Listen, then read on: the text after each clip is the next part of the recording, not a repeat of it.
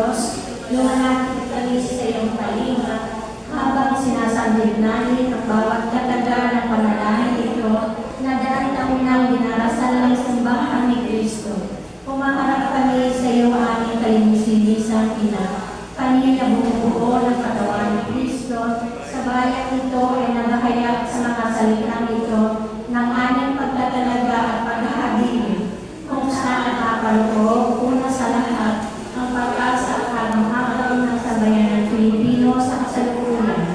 O ina ng sambayanan nagagalak na tawagin ni Pedro ang Angel ni Maria, bayang sinisita kay Maria. Batid mo ang lahat ng aming mga pagdurusa at pag-asa. Natakang tumugin ng ina ang mga tunggalia sa pagitan ng kabutihan at kasamaan, ng liwanag at kadiliman, na ngayon ay hinahanap mo diligid. O ina ng aming bansa, dinggin mo ang aming higit na tatasan namin iangatid sa iyong puso, bunsod ng banal na Espiritu. Yapusin mo ng ibang pamahal ng ina at lingkod ng Panginoon ang aming sambayanan at bansa.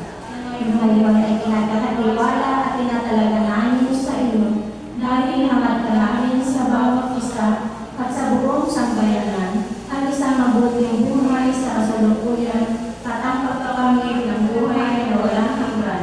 Pumahal na ina ng Diyos, lumagaan po kami sa iyong kalinga.